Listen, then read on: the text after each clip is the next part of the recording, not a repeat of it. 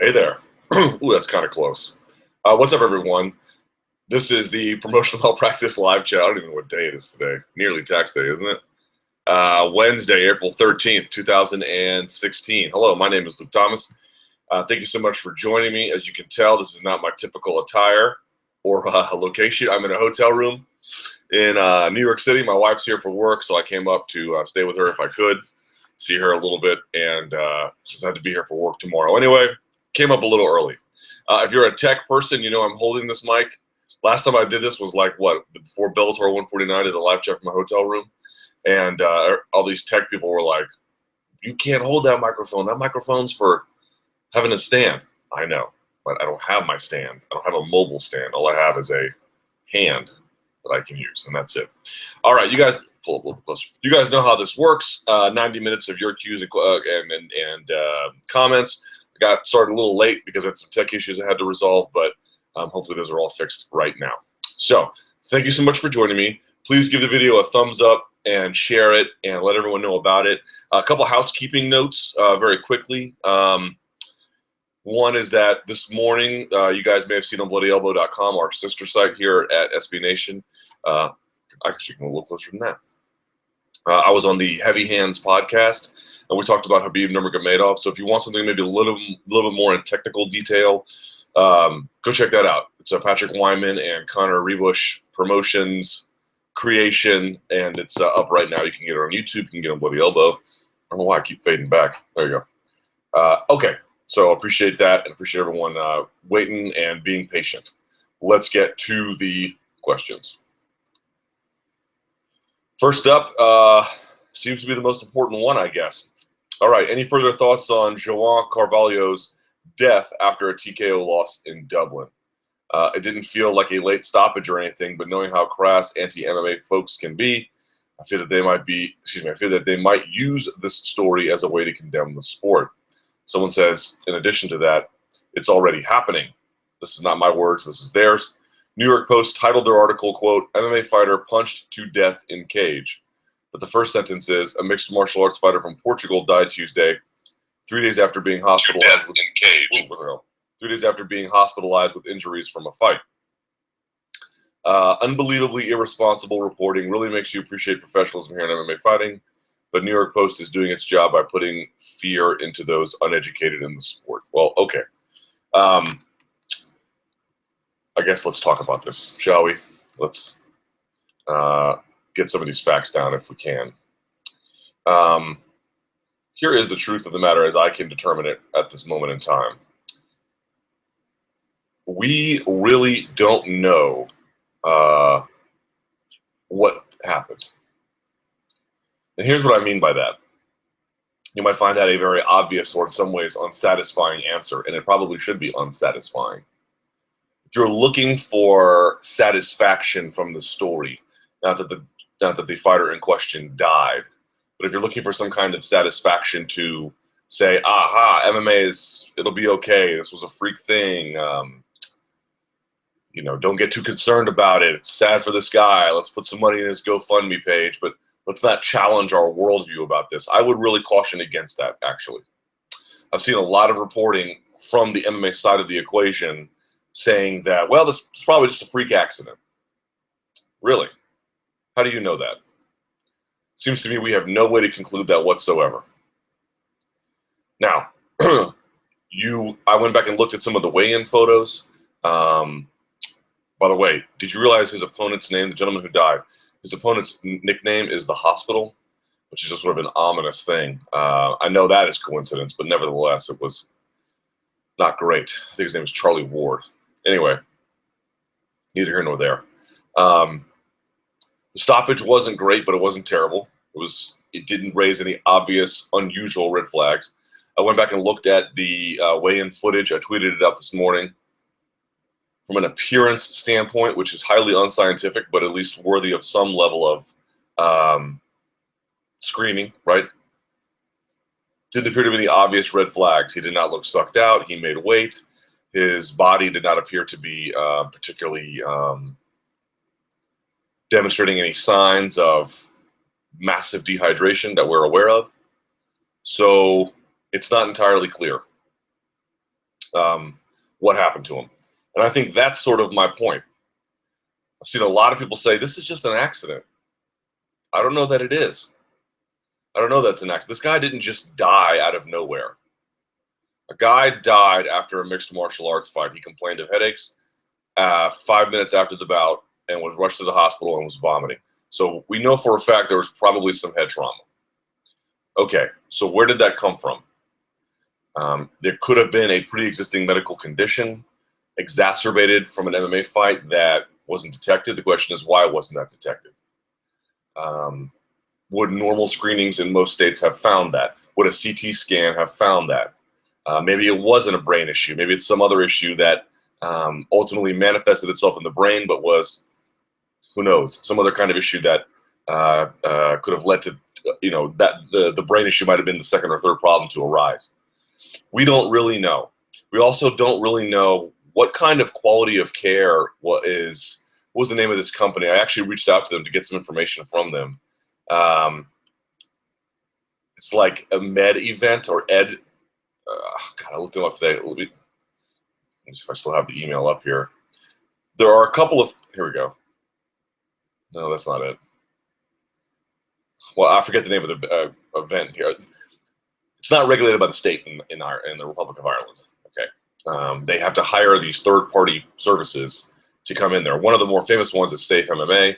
Another one, God, I can't remember the name of it now. Hold on. I'm going to find it now because it's driving me nuts. Agger.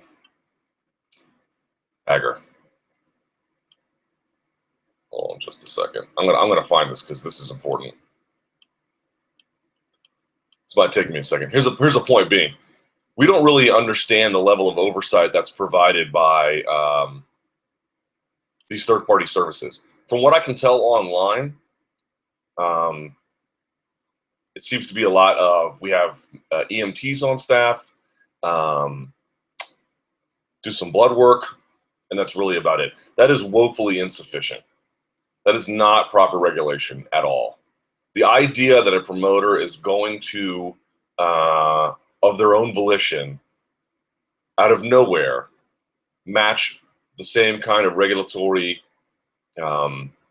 veracity that the state is going to require, more often than not, is never going to happen.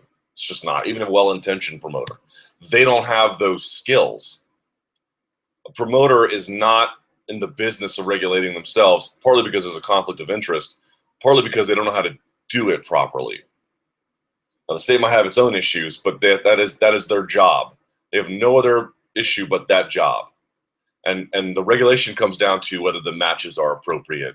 In many states, there's a question of, hey, well, someone's had a pre-fight medical exam. What does that even mean? Who administered the exam? How long did they administer it? What did they do? What paperwork was required? Can we see the paperwork? Is there a trail of this? More than that, there are codes about where gurneys need to be, how ambulances need to be staged, how many medical personnel need to be there relative to how many competitors are there, how quick points of egress need to be, who the local hospital is. There's a chain of custody where everything is planned out in the event of a scenario where someone has to be transported. We don't really know if any of those things are met. We have some reason to believe some of those things were met.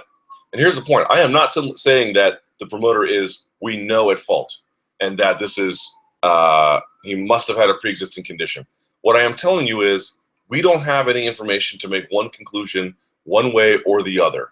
But I have seen some premature reporting that, well, everything was done normally. We don't know that at all. There is a much more thorough investigation that has to happen. So if you want to be mad at the New York Post because they're out there saying MMA fighter beaten to death in cage, which is almost literally true, but okay, I see your point. It's sensational journalism. Then fine, you have a right to be angry at that. But you should also not run to accept the idea that everything is just hunky-dory here and this guy died via spontaneous combustion. No, no, no. A guy died fighting in a cage in front of other people. We need to figure out what happened. And if someone did something wrong, either through malfeasance or negligence, we need to know about that. Period. You do not get to run to the comfort of your worldview because you don't want it challenged. If somebody dies while you are staging an event, somebody messed up somewhere. That's just a basic rule of thumb you can accept.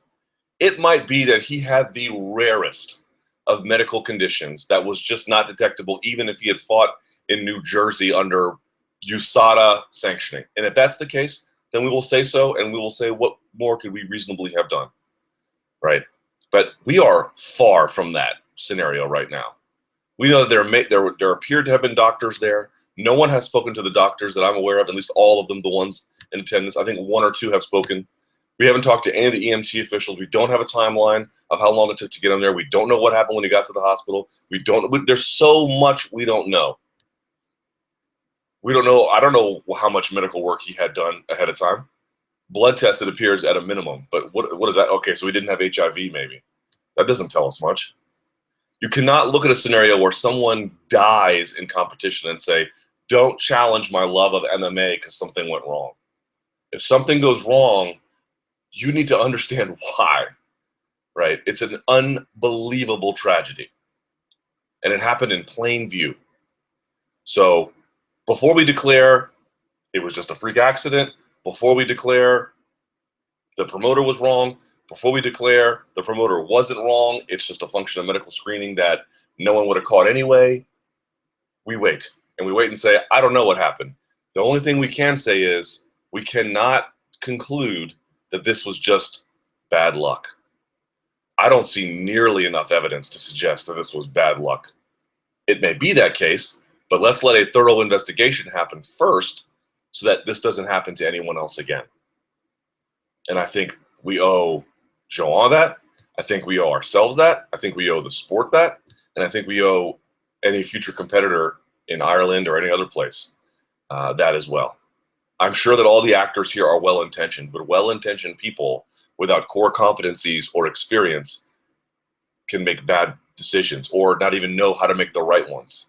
There's a lot of unanswered questions here, a lot. And we don't really have enough of the answers yet. And I also think, and I know someone asked me this earlier, they were like, what does this mean for, the UFC? To me, it's not an accident that it hasn't happened in the UFC because they have pretty strict guidelines. And if guys have medical ailments, they usually, and I don't mean the case of, we don't know what happened to Joanne, but I mean, if guys don't have particularly sturdy chins, even if they're talented, they usually get weeded out beforehand, or if they have a medical condition at some point, it's usually discovered before it ever happens in the UFC. Sometimes guys slip through. I forget the guy who was a nurse out in Texas who had a couple of nice wins. One over Seth Baczynski. He had a heart condition, ultimately had to quit. But it's usually pretty rare. And so you have the highest level referees. You have better medical care. They know what's required of them to self-police. They've got a guy who used to do it in a official government position, now helping the UFC with that. And even then, they make mistakes. But they haven't made one so tragic as to see that happen yet. But I don't know if it's ever going to happen in the UFC. I certainly hope not. But just by the law of averages, you have to wonder if it's just inevitable at some point. At some point, someone's going to mess up or something's going to happen that we can't anticipate or deal with. And then what? I don't know what the answer to that's going to be. I think Ireland will be fine, but they should let the investigation play out. That is the ethical thing to do. I know the Minister of Sport has called for that. And look, maybe he'll go on a witch hunt. I don't know. I don't know enough about the dynamics of this guy in particular or the situation in Ireland or politically if he has any pressure to do things in a certain way. And if the investigation turns out to be a sham, well, then we should say that as well. But as far as I can see right now, the state investigating this seems on the surface, if you were the Minister of Sport, would you not investigate this? Would you just say, oh, okay, they had a few doctors there in an ambulance and they seem to care for him? That's the read I'm getting on this. I don't know that we have really enough information to conclude that to the letter this was done correctly. Moreover, the footage I've seen of this, the stoppage was, the stoppage itself wasn't bad. Well, okay, the stoppage itself wasn't bad, but the fight itself, I'm told, went on too long. That they could have stopped this a lot earlier. So you can get scenarios where, now in the end, Chris Weidman ended up being okay, and Luke Rockhold ended up being okay.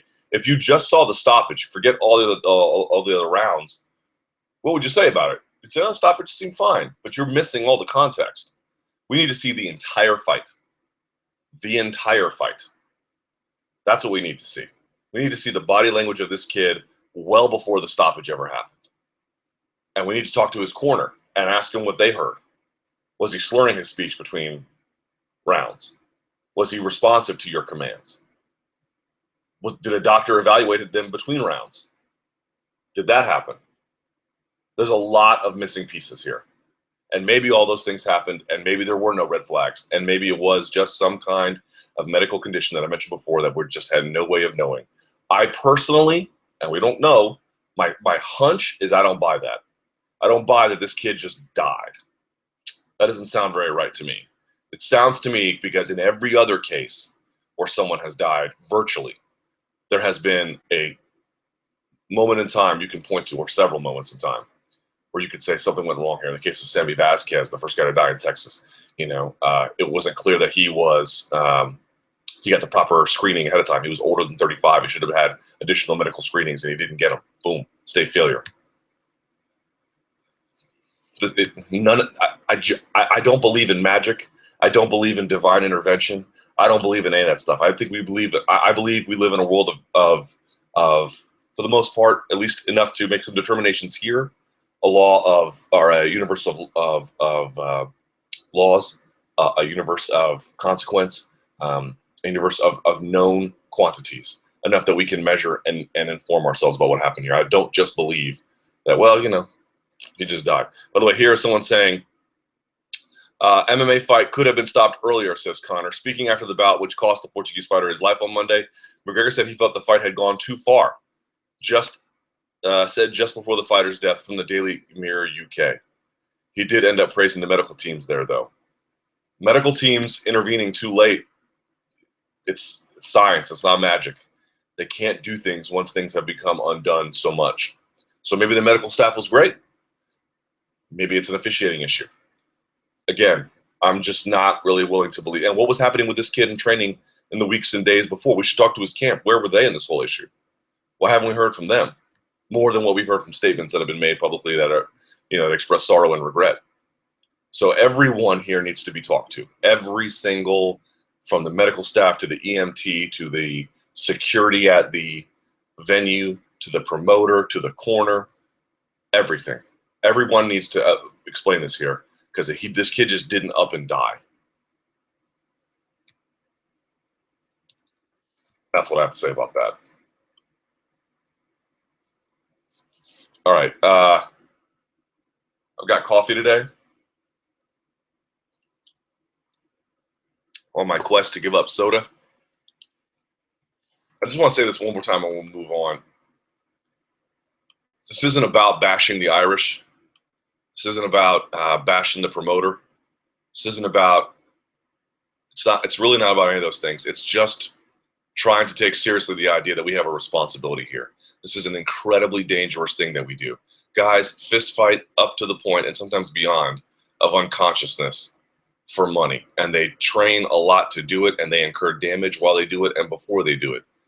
If you don't have everything in place to make sure bad things don't turn to worse things, or God forbid, the worst things, then they will. They will.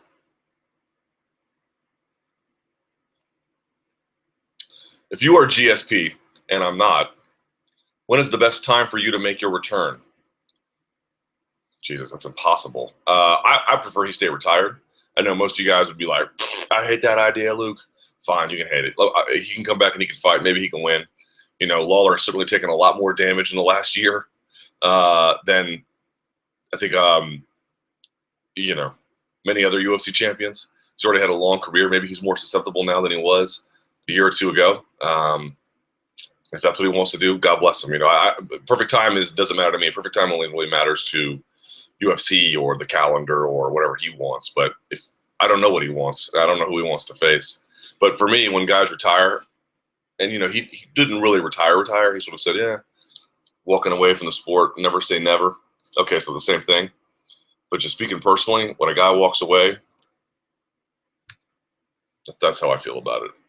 Under the rarest of circumstances will I Change that. You got BJ Penn coming back against Dennis Seaver, which the world seemed to respond to with a collective, no one really knows what to say about that. And again, I'll let Jackson's, they're the experts here. I was profoundly wrong about Arlovsky. So we'll see what BJ does against Dennis Seaver at 145. I don't know that I believe that a comeback is even possible, but we shall see.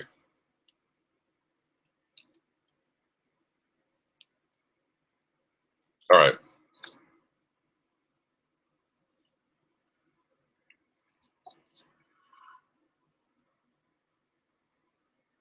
Someone asked me if I'm a good kisser. That's hilarious.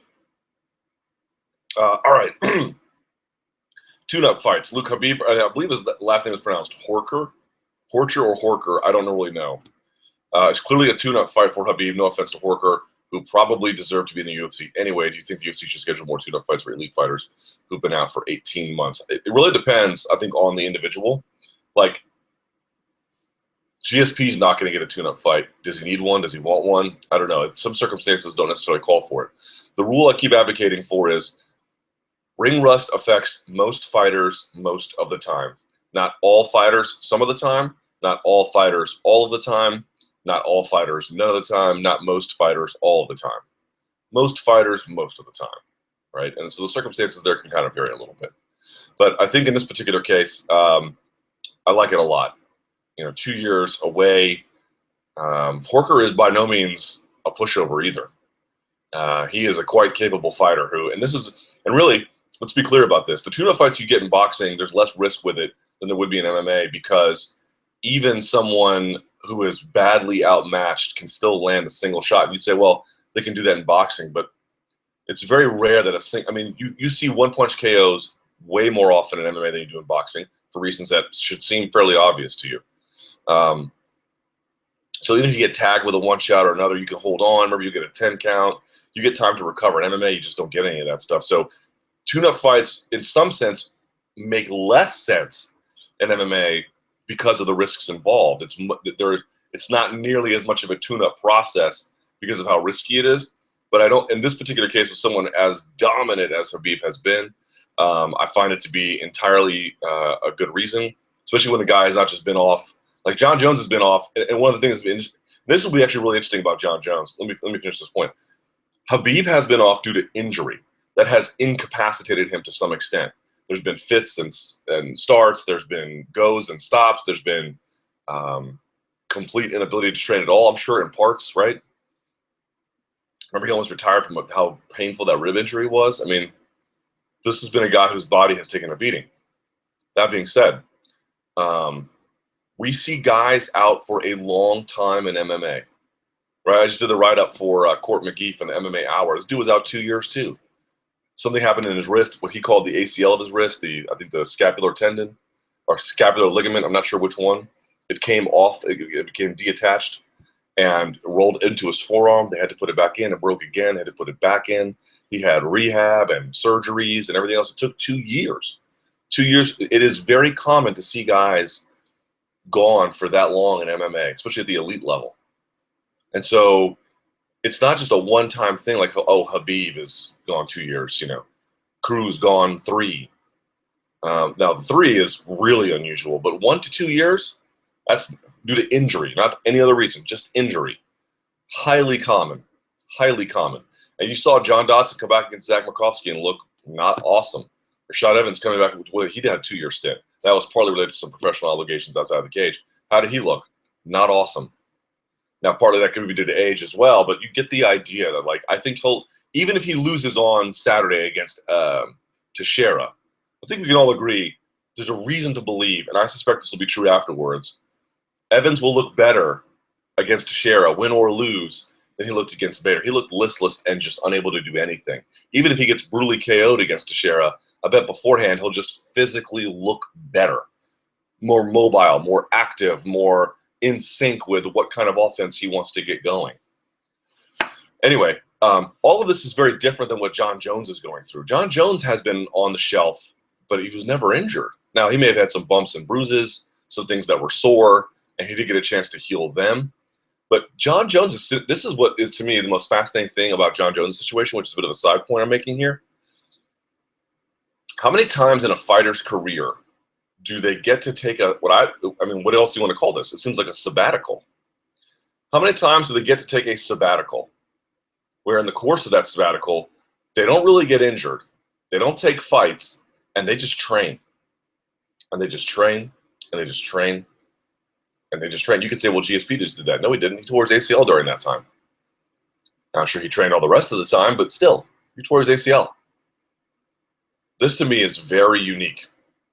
And the question you have to ask yourself is, would Jon Jones be better today if he had had no break and just kept fighting? Stayed uninjured, kept fighting. Maybe. I really wonder, though, and I don't know, but I wonder if he might be better as a consequence of having a moment in time in his career where financially it didn't hurt him. I mean, it wasn't good for him, but he had the resources to just float himself all this time and just stay in the gym and stay in the gym and stay in the gym and just reinvest in his career. I bet you this will pay dividends down the line. He will look back on that experience not as like, oh, it was so great that I got put in handcuffs 3 weeks before my title fight, but he will be able to say, the things I was able to do from a training perspective, you can't get that time otherwise in MMA because you're always gearing up for an opponent. You're always in camp. You don't get to like work on all these small little details that have been kind of like, I haven't had a chance to fix that yet. Someone like Khabib didn't get a chance to do it to the same extent. Someone like Court McGee didn't get a chance to do it to that same extent. Those guys need a hand, you know.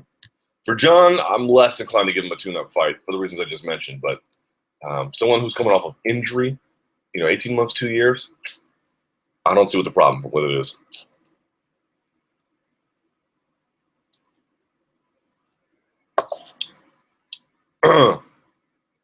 UFC matchmaking. You and I could do it, right? Wrong. I guess many MMA fans, myself included, have dreamt of having Joe Silva's or Sean Shelby's job. But it's probably much more complex than even true MMA fans think. Can you walk us through the considerations the matchmakers have to deal with when they're putting together the fight cards? Do you think you could do Joe Silva's job? I do not think I could do Joe Silva's job, nor would I want to. That would, to me, be awful. That's a very difficult job, and I don't want it. I mean, you guys probably know a lot, right? You have to deal with different fighters and managers, different personalities. You have to make fights that fans want to see. You have to do it under certain budgetary constrictions. You have to match up guys against their hometowns. You have to match up guys against other contenders when it makes sense. You got to match up guys when they're available against other guys who they're available. There's a lot of things that go into it. So we nitpick their matchmaking because that's my job. My job is not to, or to praise it when it's really good. For example, I thought Anderson Silva versus Michael Bisping as matchmaking was sensational. I mean, truly brilliant, right? But my job is not to sit back and say, well, that's their matchmaking, I'm not going to worry about it. No, that's not my job. My job is to be a bit of a pain in the ass about it, and that's kind of what I am. My job is to say, could this have been done differently? My job is to wonder if there are patterns of thought that go into forming matchmaking, or what, when they make a match, what does this say about their priorities, or how they deal with fighters or managers, or deal with budgets, or whatever the case may be.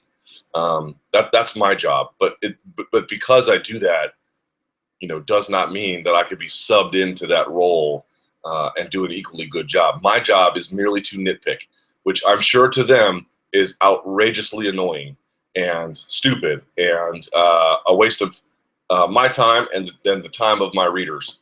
But I would disagree. I think it's people like fans, people like media, who constantly stay on him, that, while probably annoying to them, provides a service in aggregate.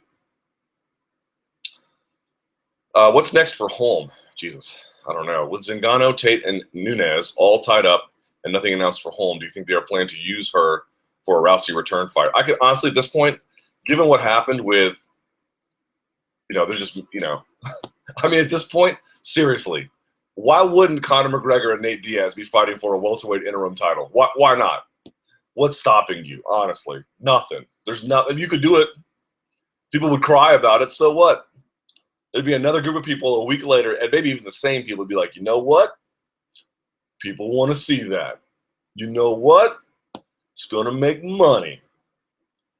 Because that justifies virtually any kind of nihilistic matchmaking. But truth be told, I wouldn't be surprised if they're holding Holm, and maybe they give her someone down the queue. I don't know, because there are some reports that, maybe, her team not getting along with UFC. Let me see how this looks, so I don't get all up in your grill. Yeah, okay. Maybe this was maybe she lost the Tate rematch because of how her management deals with UFC. Could be true. I don't know. We don't have enough information to make that definitive conclusion, but it would not surprise me if they make Holm versus Rousey for an interim title upon Holm's return. It really wouldn't. I could easily see that.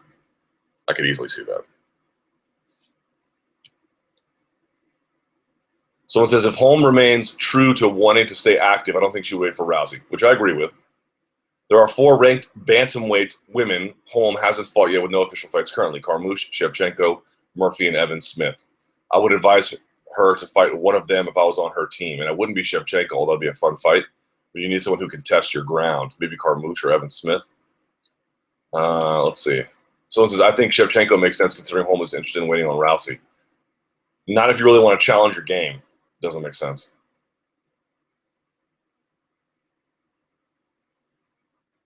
Tough 24 tryout cancellation. Luke, the UFC canceled the casting call for season 24 of The Ultimate Fighter yesterday. Did they just decide that having a flyweight season was a bad idea? Or is it a sign that Tough itself may get canceled soon? I think it means that the majority of the best flyweights out there don't speak a lick of English.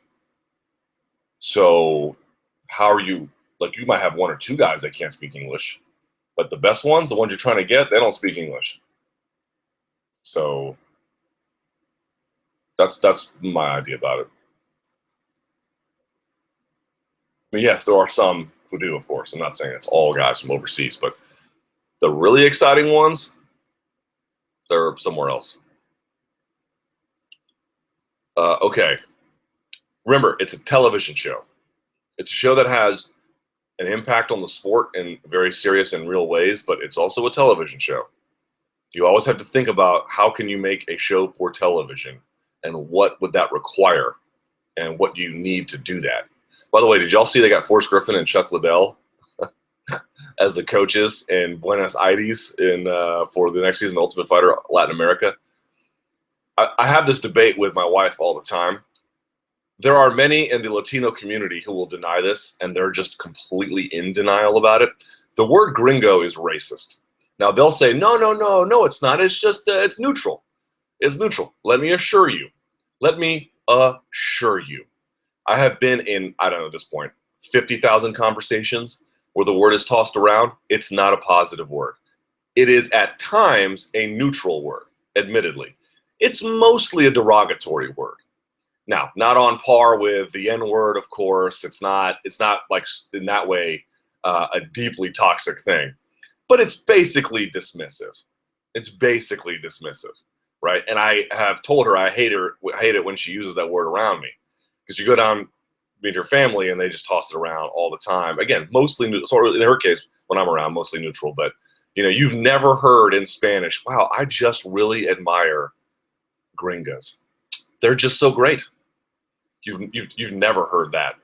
You might have heard of something sexual from the male side, but from the female side, you've never heard that, because it's a dismissive word. Trust me, okay? And I know some people will be like, "That's not true." Well, it's 100% true. Boy, those gringos, I just love the way they dance. You never heard that. You never heard that ever. All right. That being said, they picked a couple of gringos to host that show, did they not? Wow. I mean, you got 2 Americans hosting that show, man. But hey, they got some names. I guess it'll work. Someone says, is Liddell and Griffin coaching the next season of Ultimate Fighter Latin America? Awesome, a desperate attempt at garnering views, or simply epic beyond words? Probably a combination of all 3.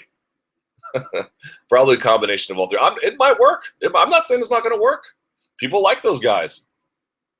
They got a big name.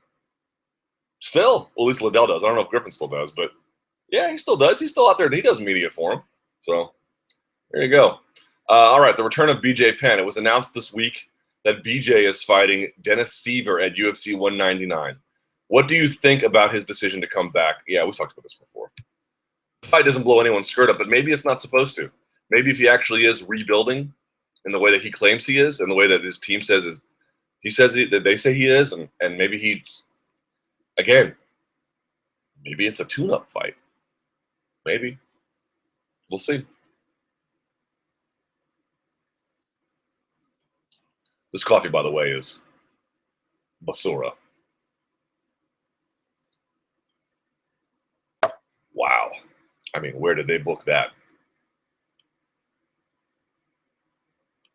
Here we go. Here's Guillermo Cruz. Hold on. Let me see if can I say this on the air. See, I'm telling you, Latinos are in denial about it. Don't get me wrong. I love my Latino people. I married one, but y'all are a little bit in denial about it. Here we go. Okay. Guillermo just wrote me. He goes, in Brazil, gringo is not a bad word. At least not all the time. Ha ha. Telling you, the defense rests, Your Honor. Again, it's not so serious as, to get all, I'm just so angry about this. But I know. It's a word they use to separate us from them. And it's a word they use to dismiss like that, Ay, gringo loco. All right. You got any funny stories from when you were a troublemaking kid or a teenager? Man, I did not get in much trouble as a kid. My mom was a disciplinarian, dog. Remember, my mom grew up in Lebanon. She had a different sense of what it meant to rear disruptive children. Plus, my brother was like a star student, so I was always trying to chase his glory. Man, I didn't get in a whole lot of trouble.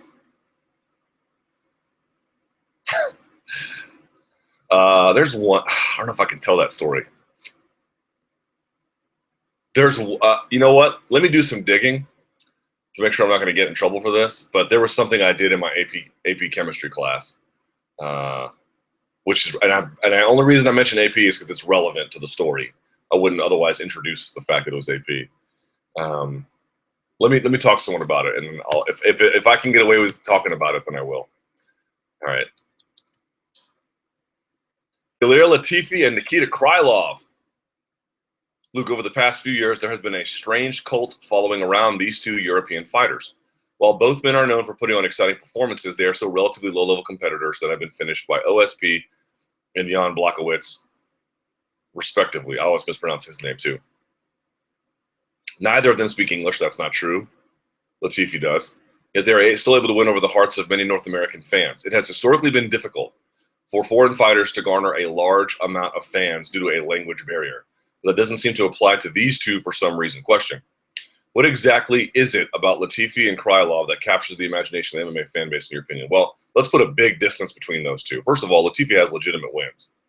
Krylov has some kind of legitimate wins, but not at the level Latifi does, first of all. Number one. Number two, Latifi speaks English. Number three, Latifi, jumped on the scene when there was sort of this hotness around Swedish MMA. Remember, he filled in as a last-minute replacement on a relatively high-profile card. It was a Fight Night card, but nevertheless, you get I think it was a Fight Night card. Anyway, it was against Mosasi, and so everyone understood what the value of that was, and he has since improved steadily. But I think you're just talking about a bubble. You couldn't put Latifi and Krylov in a co-main or main event of a pay-per-view and expect it to sell. They don't have any casual fan base. At least, I'm sure where they're from they might, but not here in the United States. They don't have any casual fan base awareness at all. You're seeing very much the echo chamber of the hardcore fan base. And to that point, inside the hardcore MMA fan base, Latifi and Krylov, again, much more so Latifi, they do seem to have, a burgeoning kind of fan base there who are interested in them and find them fun. And Krylov, he's gotten better too. But I don't know, man. Once you get finished with a Von Flue choke, I began to, not that I ever thought he was very good to begin with, but once you get finished with one of those, I began to be like, ugh. But okay, I think that's what you're seeing. I think also it's reflective of something. The MMA fan base, including the MMA hardcore fan base, has become much more international since I began covering MMA. Look at the fact you have so many Irish hardcore fans, and you have Ukrainian hardcore fans, and you have Swedish hardcore fans, and whatever the case may be. You have a lot of people, even just in the English-speaking world, who all communicate with each other, who have their own. There's Canadians and the Irish and the UK and so forth, and I think all of that is coalescing an international hardcore fan base that makes it easier for international fighters to rise to the ranks. The Irish will be on the Irish and the UK and some of the other ones that maybe English is spoken throughout Europe, but let's just sort of say English-speaking nations. They're going to be able to see those prospects in Europe before we are. They're going to be able to tell us about them, and vice versa. And so there's this exchange. And look, they're kind of interesting. Krylov called himself Al Capone and put that photo he has in the Fight Finder, or of him dressed like Al Capone, which by the way is so weird, but okay. He submitted that to them before he was ever in the UFC. And he's wearing like UFC gloves in it. That's weird. That's a weird thing. It's a funny thing. It's a weird thing. And then you've got Latifi, who again, at first he just seemed like just an average donk on the scene. He didn't do all that well, even in shark fights, I think against Emmanuel Newton. But turns out he's gotten a lot better. And, he's a hell of that dude is, deadlifts are for real. And he just has a quirkiness about him that people have discovered and latched onto. But it hasn't turned into this phenomenon where they're real commercial stars. They're hardcore darlings. There's a difference. Someone says, your question is blasphemous. Latif God and Cry God are legends. Sledgehammer and Al Capone, two of the coolest nicknames ever. I'm not sure about the Al Capone part, but okay. They are quirky, have entertaining fighting styles, and are the MMA equivalent of deities. Never, in all caps, use their name in vain ever again. Damn.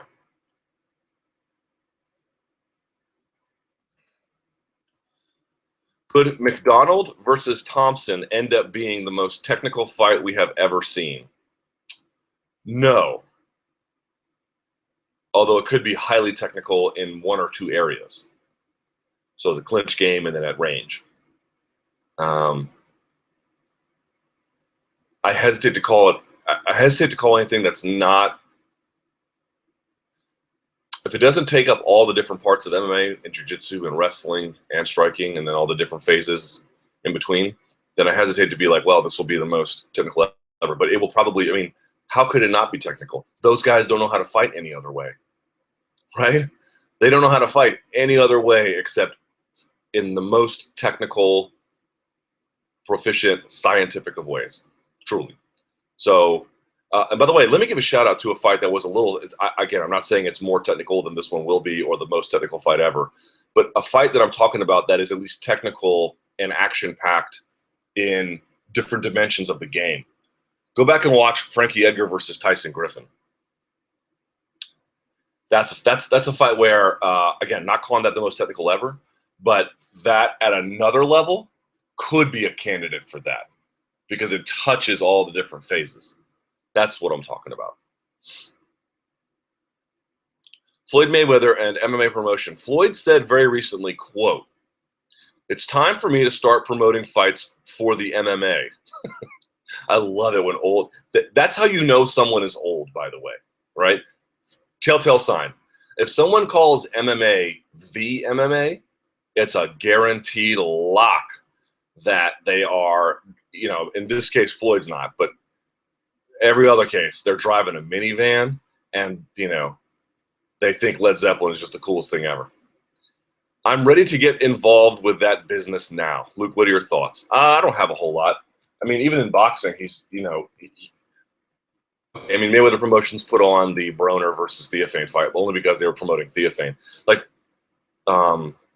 Mayweather is not like a big-time promoter in boxing. I guess he is by virtue of his stature, but it's not like they have a huge stable of guys. How many Mayweather fighters can you name? There's not a lot. Like, they don't. He has some he takes care of course, but it's not like there's a ton of guys under his name that he just promotes the hell out of. still, well, Showtime's fallen a bit of a hard time recently, but Top Rank is still doing a lot of good work, So we'll see. I mean, we'll see what he can do. I don't know how that's going to work. Look, if Floyd can do for MMA fighters what he did for himself, bring on Floyd. I got no problem with it. I would be very careful about, saying what he's going to do in terms of staging shows and creating shoulder programming, and to the extent the UFC is, a media company. I don't see that at all. What he might do is end up signing a few guys, 5 to 10. 10 would be a lot, but let's say somewhere in that range, and then try to take care of their interests. But I don't know. We'll see. We'll see. I just manage your expectations, I guess is what I'm saying. Because even in the world he comes from, it's not. He might have a big footprint only because of his name, but he doesn't have a ton of guys.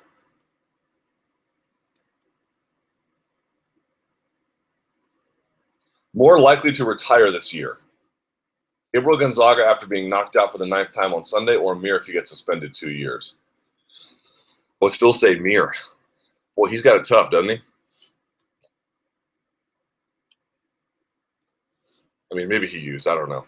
That stuff doesn't wind up in your system by accident. But did you guys see? Read the Deadspin article today on WADA and Meldonium and how they messed that up, including maybe for Sharapova, by the way. So I'll just say that. Okay. True, false. The more Jon Jones' notoriety grows, the more pay-per-view buys we produce from his fights. There's probably a limit to that, but for now it's true. Frankie Edgar knocks down Jose Aldo at least once in their rematch. True. People stopped putting snake emojis on Dillashaw's Instagram because Conor McGregor suffered his first UFC loss. I haven't noticed, but that seems to make sense. Cyborg being put in the men's division on the UFC's website wasn't really an accident. Did that really happen? I didn't see that. So I'll say false. Or true, whatever. I don't know. Out of all the fighters in the UFC, Conor McGregor would have the most success with a boxing career. Out of all of them? No, but he would certainly be at the top of the list, right? Or near the top. Luke Rockhold and Cowboy Cerrone are more dangerous on the ground than they are on the feet. False, but it's close. Aaron Pico and Ed Ruth will transition now to MMA since they both failed at the U.S. Olympic trials. Well, Ed Ruth has already stated he will. I don't know about Aaron Pico. So I'll say false. Brian Barberena fighting Warley Alves is the UFC's way of punishing him for defeating Sage Northcutt. I thought that too. Here's Brian Barberena coming off a sensational win in terms of, what it means for his career. And then they give him this just monster from Brazil. I don't know what the thought is behind that one, but you look at it and you're like, ooh, they did not do you any favors. Although I guess they didn't give him the Northcutt fight, So maybe they did do him some favors. But not with that match. Not with the Warley Alves match. Chuck Liddell saying he would beat Jon Jones is as crazy as Anderson saying he would fight McGregor at 170. Nope, it's crazier. Jon Jones would be an appropriate main video game character in the next installment of GTA. I don't play GTA. I don't play GTA. Can I tell you how much I suck at FIFA? Oh my God. I gave up on the game for like a legitimate 3-4 months. And then I played it the other day and I was like, this is why I gave up on it. I don't know what I'm doing wrong, but like I'll literally have 4-1. I'll play with Real Madrid and I'll play like straight up MLS teams and I can barely score on them. I'm so pathetic, it's sad. All right, time for a fighters union. I mean, it's been time. Issues like the Reebok deal, USADA's flagging practice, fighter safety, and fighter pay calls for a fighters union. What about the Ali Act? Bloody Elbow reported that Congressman might propose a bill. We'll see about that. GSP, Jon Jones, and Aldo, all three of these fighters have major issues with management recently. Do they talk amongst themselves? Why can't they come together? I don't know. I'm not sure how you want me to answer this. Like, you're asking me, would a fighters union have created a better terms for the Reebok deal? The answer is yes. If you're asking me, would they have at a minimum included some protections for fighters in the USADA collection and testing process, I'm sure the answer to that is yes. Again, everyone is all in favor of fighters' rights until anti-doping comes along. I'm not sure why. We just trust USADA to do the right thing all the time. It's an institution run by humans. That seems to me not quite adequate. And even if you ask them what things do you think could go wrong, and then they, in good conscience, try to address those things, they still won't get it right. They cannot get it right. You need another party who has a separate set of interests to call them out on it at the negotiating table to make those things equitable. It can't work otherwise. Not to the extent you want it to, anyway. Mighty Merbek Taisimov. Boy, he looked good on Sunday, didn't he? After Taisimov's impressive 4th straight KO performance at Zagreb, what do you think, what would you like to see the UFC do with him next? Is it time for a serious step up in competition for Taisimov? Yes. Top 15 guy. I think everyone can pretty much agree with that. He's ready. He's got, what, over 30 fights now? Do you think he's 26-5, something like that? He's ready. He's absolutely ready. It's time to see what he's really made of. Bar none, period. That's what it is. By the way, I'm going to do this now because it's 2 o'clock. I'm going to get on Snapchat. Y'all can see my janky setup here. If you guys don't follow me on Snapchat, you should. I'll snap with you. That may not sound appealing to you, but if it does, I will snap with you. Let's do this. Ah! My phone sucks. There we go. Ready? There we are. We're on Snapchat. This is me. This is my setup, y'all. This is my janky setup, but it's mobile and it works. So there we go. Thank you for watching the live chat. We're on Snapchat. This is me. This is my setup, y'all. This is my janky setup, but it's mobile and it works. So there we go. Thank you for watching the live chat. And I will post that to my story. There we are. All right. Fantasy matchups. Who wins? Boy, you guys love these questions that I am profoundly ill-equipped to answer. All right, Weidman versus Gustafsson. Ooh, wow, that's a good one. I would say Gustafsson. Prime JDS versus Rumble Johnson. Prime JDS. Pettis versus Will Brooks. That's tough. I don't feel like I know enough about Will Brooks' upside to say anything, but probably will. Gil Melendez versus Michael Chandler. I will take. Ooh, that's a tough one though. I'll take Chandler. Aldo versus Barboza. Barboza because of the size differential. Mendez versus Cruz. Chad Mendez versus Dominic Cruz. Cruz. Nate Diaz versus Tony Ferguson. Neil Magny versus Tumanov. That's a tough one, but I would go with Tumanov. Roy Nelson versus Derek Lewis. Is that not going to be so great? One overweight guy, but two men of larger carriage with tremendous punching power and not the healthiest appetite for defense, slinging them dogs at each other.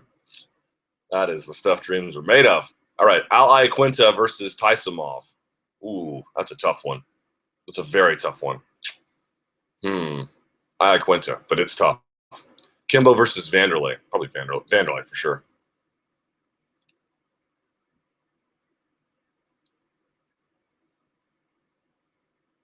Jiu-Jitsu seminars. Luke, of all the Jiu-Jitsu seminars you've attended, who would you highly recommend? It really depends on what you're looking for. I would recommend Gary Tonin for everyone. For everyone. Because he's doing things with leg locks, but he's doing them in not just merely a scientific way, but everything about what he's doing, it's not about put your foot here, put your leg there.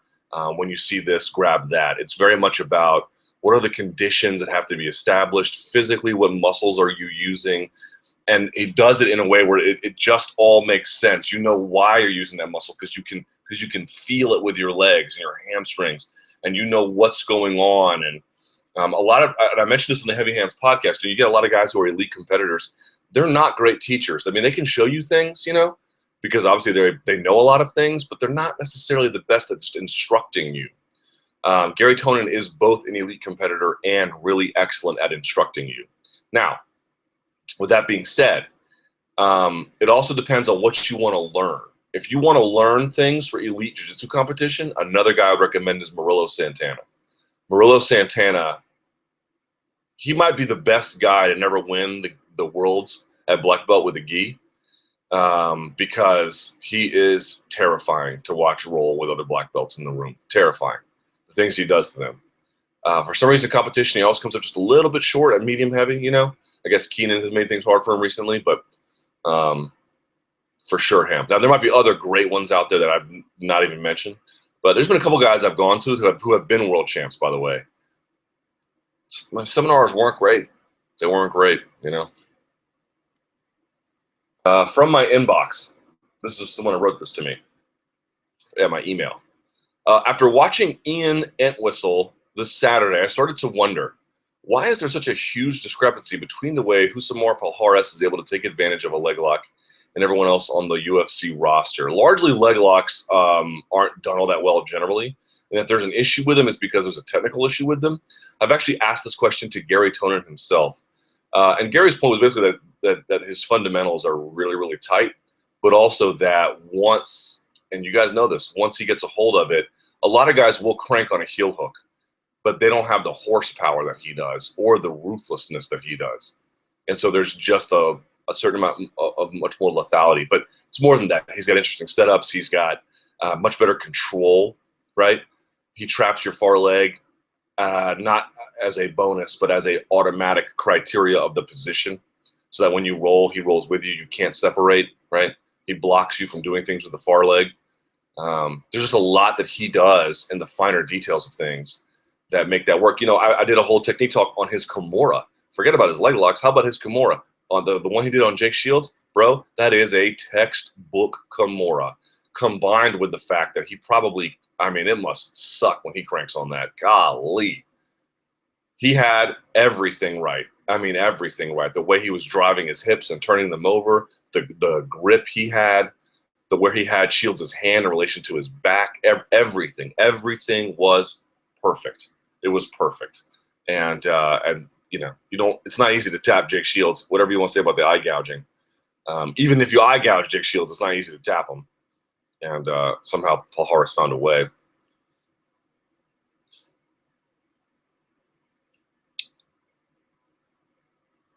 Someone says, in light of the recent tragedy in Dublin, I was wondering what your thoughts would be on the potential ramifications of a death in the octagon or death caused by damage inflicted in a UFC octagon.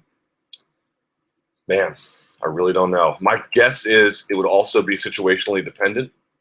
You know, I also think, look, this was what, TEF1 or something, their first show. I don't know the history of this promoter. That's another thing. I want to learn about the history of this promoter. See something here real quick. Oh, nice. Okay, great. But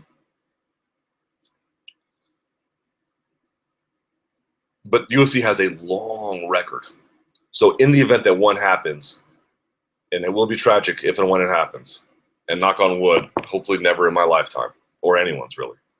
But they at least have a really long safety record. You ever seen those? You ever been to like a manufacturing plant? You ever seen those? It's like, it's been 672 days since any workers' safety issue took place, or something like that. They'll count each day, right? Because you can only go one day at a time, and it's important to see that, like, you've had such a long time between workplace incidents related to safety.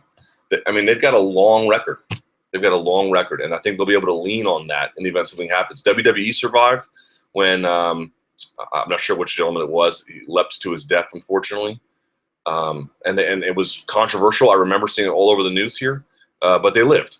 And I live because, generally speaking, they do the right things, And I think UFC, you can say whatever you want about fighter contracts and Reebok and everything else. When it comes to doing this safely, I don't know who does it more safely than they. I really don't. So I think you can lean on that, and then you combine that with this tenure of, forget a death. They've never even had paralysis. I mean, high school sports can't even talk about that. Right? Cheerleading can't talk about that. Division I football can't talk about that. So I think they'll be okay. But again, it's not like, I feel gross even saying, oh, they'll be fine. Like, to me, it's like, you do need to have a sober view about what's happening here. But at the same time, rushing back to the comfort of your hobby And overlooking the death of something to me feels kind of gross. All right, Tiny Tornado versus Thug Rose. I like Thug Rose in this one. I really do. I thought that, you can say whatever you want about the rawness of the talent of Paige Van Zandt, but it was just so clear and so clinical. And I mentioned this also on the Heavy Hands podcast, the cleanliness of Namajunas' technique. It not only does it it looks pretty while working, while unleashing fury on her opponents. I really appreciate that. I think she's come such a long way. She's 22 years old. Her name kind of got ahead of her, and now everything's kind of getting centered again. And maybe it will get out of control again too, but I think it got centered again. And when it did, it just looked so much better. It just looked so much better. And she really has done a lot for herself. And I just think Torres is, physically the better athlete maybe, and stronger and the better wrestler. But I think she's going to have her hands full this time. Leg entanglement positions in MMA. Luke, do you feel like the leg entanglement positions are underutilized at the highest levels of mixed martial arts? Positions include Ashigarami, that's the common one you see for leg locks. Double outside Ashigarami, that's a much less used one. Watching the Ian Entwistle fight this weekend was interesting. It had everything from greasing allegations to verbal submission from 50-50. Yeah, that was a bit of a weird one too. Ashigarami is your common setup leg lock position, right? You got one leg captured, you're blocking the other one. That's what Ashigarami is, right? And you always want to be scooted in very tightly on Ashigarami.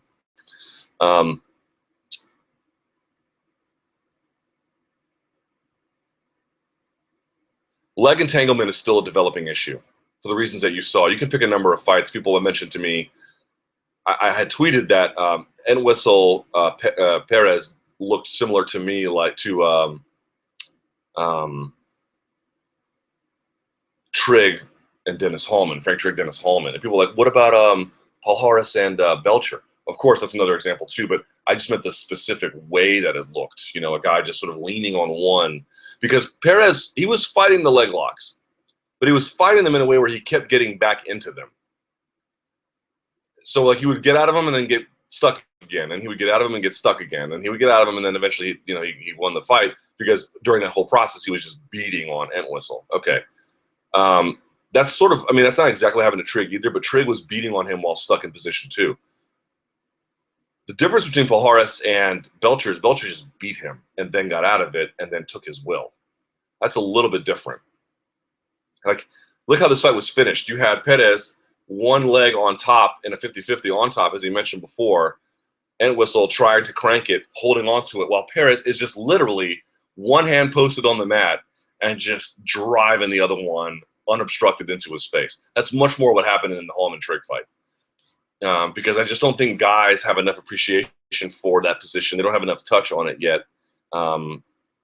You see a lot of leg lock guys just feel like my leg locks beat everyone in the gym. My leg locks beat everyone in competition no-gi. My leg locks have beat everyone on the regional scene. Well, this ain't the regional scene. You're dealing with a different level of competitor here who is not going to tap to something like this unless it is dreadful for them. And if they're punching you in the face, establishing those dreadful conditions is going to be a lot harder. A lot of times these guys that forget, if you're a regional level fighter, you have a bit of a name on that regional circuit, right? You're that guy who does those leg locks from that school. Everyone knows you, There's a bit of a fear and intimidation that can go in with that. There's none of that, or at least very little of that when you jump to the next level, when you jump to the national, international level. Those guys, you think any guy from Dagestan gives an F about your leg locking reputation in the Southwest? They don't care about that at all. So that's sort of what I mean. What is worse, trying to learn jiu-jitsu from an online resource or learning from a small town instructor who is a semi-donk? Trying to learn online is worse. You have to go and roll. The online stuff complements the in the gym stuff. It enables you to look at that and then try it, or look at that and say, aha, that gives me an idea to then go try it. But it's not a substitute. Learning online is not a substitute for learning in the gym. It is a complement to learning into the gym. Always remember that. That doesn't mean you can't learn some things online, but it's never going to be as good. You should take the ego.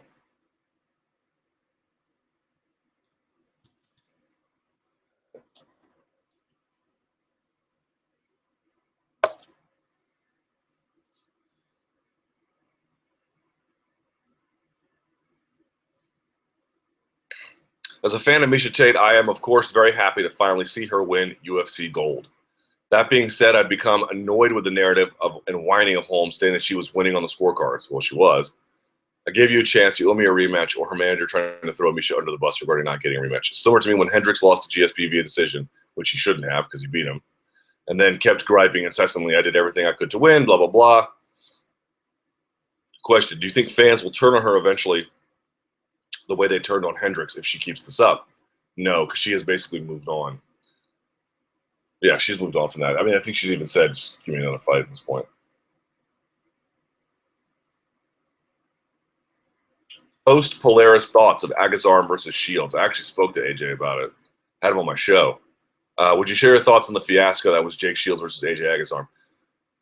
It's two competitors who didn't like each other to begin with. Agazarm had a major size disadvantage, and he swears to me, that he didn't gouge him. He certainly put his hand on his face and was pressing into it, but that he never intentionally tried to dig his fingers in his eyes. Watch the tape and decide for yourself. If in fact he is telling me the truth and that's not what happened, then he was certainly, if not outright illegal, what he was doing, a little bit on the unprofessional side. But those guys had bad blood, and I guess that's what it's all about. If Jake Shields feels like he's been wronged, he should say so. I tried to get him on my show, and he was like, I'm in London. I'm not doing any interviews right now. I'll do some when I get back. So it's kind of past this point at this stage. But Agazarm swears to me he wasn't doing anything illegal. The video is not in his defense, even if that's true. But he also, he gave up a lot of weight to do that match. So I could see him trying everything, that he possibly could to get away with, short of, or maybe even including cheating. What were your thoughts on JDS's Sparta kick? Yeah, that was pretty great, wasn't it? He gave him the old front kick to the sternum, son, and he didn't knock down someone light either. That was Big Ben Rothwell he put down. I mean, it's one thing for Arlovsky to joke around and do it on John Dodson. It's quite another to knock down Ben Rothwell. Golly. Real quickly about that performance, if we can. I did a little digging on that. For people like Holly Holm and Junior Dos Santos, who have a consistent style of offense that usually has a rhythm to it, right? They like to work behind a not a singular, but a system where there's a first wall of defense, which is an offense, which is the jab and the cross, and there's lots of movement. Guys like that and ladies like that, you can measure their performance a little bit, right? You can measure it. You can say, what do their numbers look like when they win? What do their numbers look like when they lose? And I went and I did a little digging for JDS, almost without exception. Even in rounds where he stops guys, like he'll win the round because he put the guy out in 3 minutes, the numbers still match up. JDS does really well when he's landing between 20 and mid-30s of significant strikes. Somewhere at 20 to 32, 34, and more than 20, more like 24, but I've seen it as low as 20 and it still count. And he needs to have a percentage of, roughly 50% of that landing. So, he'll throw roughly anywhere from 40 to 70 strikes in a round, and then 20 to 35, let's say, will land. That's when he wins. When he gets below that, that's when he does not win. Almost without exception. And you go back and look at the fights he lost. The Kane fights where he was down in the single digits. And why did he lose that fight? Well, because he was being occupied and having to deal with Kane getting off of him.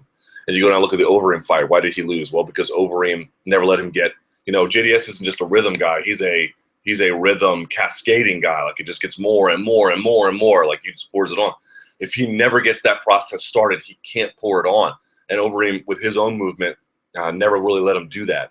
And, of course, Overeem did a bunch of other things, too, kicking the legs and kicking him in the stomach and keeping him off of him and minding his distance. And there was a lot that went right for him. So if you can control that, you can beat him. And another thing that JDS did was interesting in this fight, and maybe this is what – so let me take a step back real quickly. If you can narrow the volume of his offense, you can beat him. You can definitely beat him.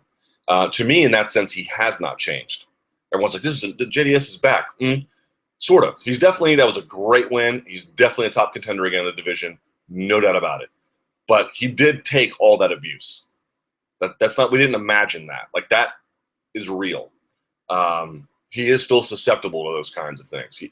But one thing that I did like in this fight was if you go back and look at the proportion, the ratio of his offense, even when his jab was active, say in the Carwin fight, he threw a handful of body shots. He threw, I think, a majority of his punches in this fight were body shots. So you can see he's just mixing it up a lot more. So if you add better movement, because if you go back and watch his movement in the second and third Kane fights, the movement's not great. If you go back and you watch the movement in this one, it's much better. He stays off the fence line because he knows he can't really win a fight there. But if you can't stop his jab, especially now that he's on the move more and he's varying up his shots more, jabs to the body, jabs to the head, it's going to be a long night for you, man. JDS he's really cleaned up some of his things. Now, this makes him less dangerous, right? I mean, how many of those big right hands did he land? A few, a couple maybe. And maybe those would have put out someone else because, Ben Rothwell is still really durable. Fair enough. But I think for me, he's gotten a little bit more of a guy who just jabs, jabs, jabs. And if he can find a cross, he will. But if he can't, he'll just chew you up with his jab. And his jab is powerful too, of course. Don't get me wrong. But he's not the same guy who'd be like, jab, maybe one more jab, and then this monster overhand right,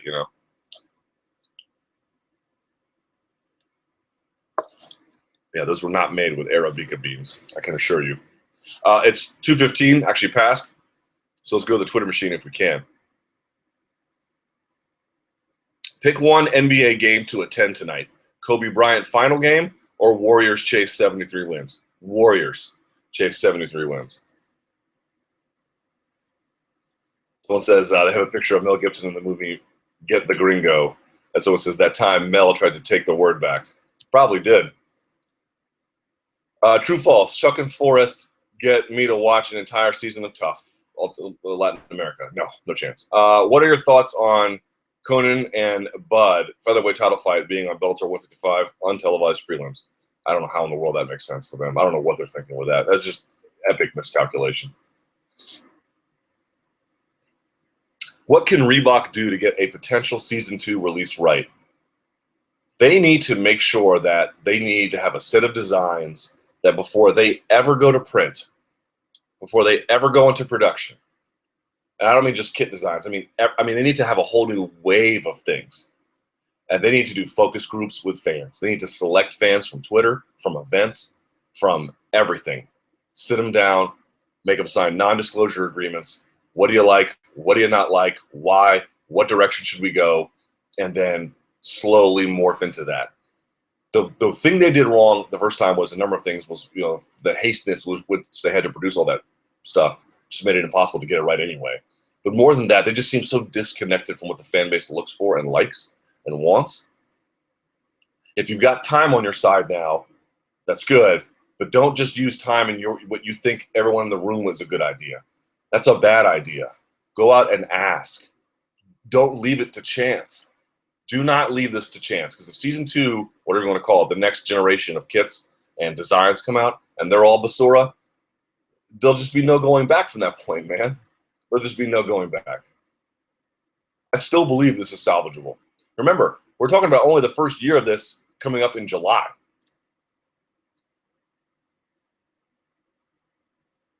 Agree or disagree? The only positive to the Hendo versus Lyoto Machida fight is the possibility of them retiring. Well, I don't know if it's the only good thing, but it's certainly one of them. Be fair, Luke. Gringos can't dance. Right. Here's the difference, which they can't. But if they could, they still wouldn't admit it. There's a difference. Hey, Luke, who do you think will win the Champions League? I mean, is that a serious question?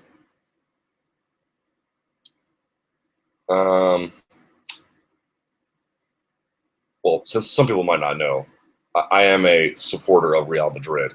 And yesterday, our buddy, CR7, played out of his mind and was the best player on the field, the pitch, by a million miles. And it was a delight to watch him.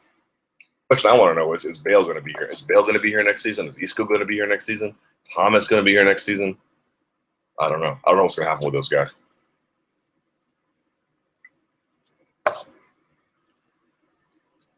Take it easy. Led Zeppelin is the coolest thing ever. Yes, but it's also not cool when you drive a minivan. Verhoeven challenged Bader Hari on Dutch TV, and Hari accepted. How bad is Hari going to get beat up? Very badly. If it even takes place, which I doubt that it will. Is Patrick Cote the only fighter in UFC history to have knockdowns in 3 different weight classes? That's a question for Fight Metric, but that sounds about right. Light heavyweight, middleweight, and welterweight. Look, what is the difference between real-world strength and weight strength? Which is better for BJJ? Real-world strength is better for BJJ. Weight strength is probably a liability.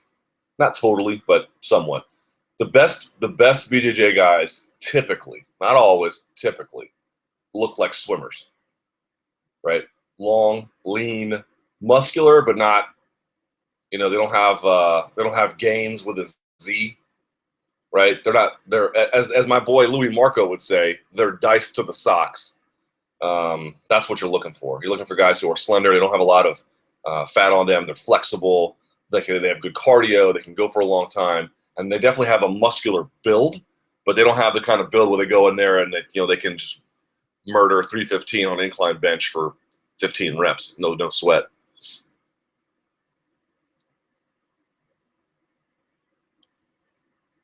I used to go to a Mexican restaurant back in the day to feast. They called me GG, Grande Gringo, because I ate a lot. Yeah, well, they were laughing at you. Trust me. The road to hell is paved with good intentions. Isn't that the truth? What do you think is the next move for the welterweight belt? Condit rematch? Or holding off until Rory versus Wonderboy comes out? Ooh. I mean, at this point, if they want to put on a Condit rematch with Lawler at 200, there's just no consistency to 200 anymore. They can just do what they want. I mean, they could have always done what they want, but they can do what they want without much consequence at this point. I mean, there would be the 3 title fights, and that would be problematic, or maybe it wouldn't. I don't know. Does Overeem get a title shot with an impressive win over Arlovsky? I think he does. Luke, who does? Someone says, thoughtful and reasonable explanation on the fighter death. Thank you, I hope. Who does Nick Diaz fight next? Man, that's a good question. Okay, y'all can say what you want, and I don't even care if he comes off of a loss. I think the world would miss something if there was never a Nick Diaz versus Robbie Lawler 2. I fundamentally believe that. I don't know how they want to make that or if they can. If you're asking me who I want to see, I don't know about next in terms of what is the most appropriate fight in those considerations. But in a general abstract way, in terms of just what do I like, I really think Diaz-Lawler 2 needs to happen. I fundamentally believe that. Is there anything that could be done to make you watch Ultimate Fighter or other UFC original? Well, I watch other UFC original programming. I'll watch occasional roads to the Octagon. I'll watch some of the stuff they put online. But Ultimate Fighter, I mean, no. I don't know. I don't know. I don't know. But it doesn't interest me very much. What's next for Pico? Yeah, we'll see. I've heard for some people saying he wouldn't come back. Someone asked me about my supplements. Yeah, I'm taking a bunch of supplements now. Well, let me see if I can find this. Well, understand that most of what you take needs to come in the form of food. I take this for recovery, BPI, sports, these are my branched chain amino acids. This is just for recovery. And then for my gains with a Z, I take CreaPure or Creatine Drive. This is like the best creatine you can buy in the market, right? And it's monohydrate. So let me say something about creatine, because I've been taking creatine on and off since I was like 20, 21, and I'm back on it now. And I'm back. I've gotten heavy into weightlifting in the last 6 months, because remember when you guys had jacked my back up? I had to get in the weight room to fix it slowly, and I kind of just sort of got on a rhythm. And I've been in the weight room now I'm going all the time, because it's just making me feel a lot better. I'm not waking up. You go to BJJ, man, you just wake up feeling awful a lot of the times. At least I did. Quick note on creatines. You don't need anything that has creatine flavor in it. You don't need anything that has creatine with caffeine, creatine with any kind of androstack. You just need pure creatine monohydrate. That is all you need. Creatine is the most studied supplement in the history of sports. But what they have determined is that there are no added benefits conferred with any of the other artificial sweeteners put in or extra ingredients. You just need the monohydrate. You don't need to load it 10 milligrams down to 5. You don't need, just take it every day. You don't need to cycle it. It's not androgenic or anabolic. Just 5 milligrams a day. Someone says the guy you're thinking of is Owen Hart. He didn't leap to his death. He fell in a poorly planned and executed stunt. Okay, fair enough. That's the WWE guy who perished, unfortunately. You might be right. You certainly, I don't know, but I take your word for it. So someone says, what is your favorite Rich Piana supplement? I don't take any Rich Piana supplements, but I can't recommend Nutrex's Creatine Drive enough. 5 milligrams a day. Doesn't matter when you take it. You can put it with your favorite sports drink if you want. You can take it with caffeine because there's an offset effect. If there is, in fact, the caffeine dehydrates you, then the amount of liquid you put in to consume it counteracts that. So there you go.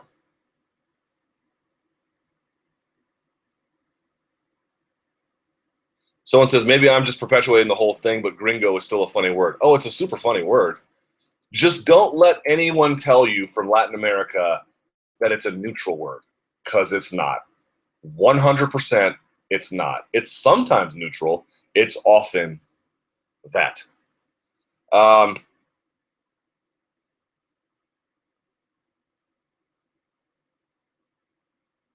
With regulation being called for by Irish ministers, how much trouble would Irish MMA be without Conor's success? One wonders if fights like that would be taking place with the same kind of regularity in Ireland without Conor. But probably a lot, yeah. What do you think of the Irish Times Guardian writer referring to Carvalho's death as a legalized killing? Well, that's a bit dramatic. But at the same time, there is a little bit of fact to that, unfortunately. Thoughts on UFC reportedly telling Mitrione that the fighters are not the main product they're selling? Well, two things to respond to that. Number one, here we go, Louis Morco.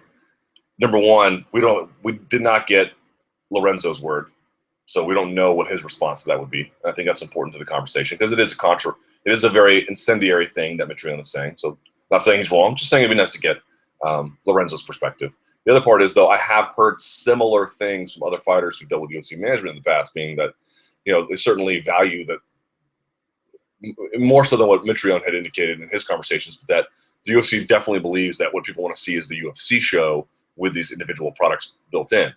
And of course, there's nothing wrong with the way the UFC views themselves. They view themselves as the source of things, as the reason why X is what it is and why they're popular and what they've done. I really don't have a problem with that. I frankly don't even care. They're allowed to view themselves however rationally or irrationally they want. The difference is fighters should have some kind of mechanism or protections in place to also assert their view of themselves. And when the two meet, I think that's when consumers win the best. Trying to police how the UFC views themselves, I don't know if that's ever really going to work. They have a strong view of themselves. They pulled themselves from 40 million down to however many billion up there are right now. They, of course, are going to view themselves as a certain way that maybe we won't. Why would you argue with them about that? What would be more helpful, it seems to me, is for fighters to be in a position where they can challenge that in real-world terms as things are written on a contract. That seems much more valuable from what I can tell. Okay. We have to go. I have to go because there's so many other things to do today. Thank you so much for watching. Please give it a thumbs up. Remember, plenty of UFC on Fox 19 coverage from MMA fighting. Our crew is going to be with Ariel and Esther and Casey. They're all going to be in Tampa. I believe someone who might know something about the word gringo, our buddy Danny is going to be down there. So that should be kind of interesting. Danny Segura. Maybe he has a different perspective on the word. I don't know. He's a great guy. So our team will be down there. Plenty of coverage for them. Check them out. By the way, Luke Thomas show starts at about an hour and a half on SiriusXM 93. I got Matt Brown on the show at 4:30, and then Sports Illustrated's Andrew Sharp to talk about the Warriors doing amazing things that they're doing. Okay. All right. We have to go. Thank you so much for watching. I really appreciate it. I'll have this thing on podcast as soon as possible. You guys are the best. I couldn't do it without you. Follow me on Snapchat at TheLukeThomas or just TheLukeThomas79. Until next time, stay frosty and stay diced to the socks.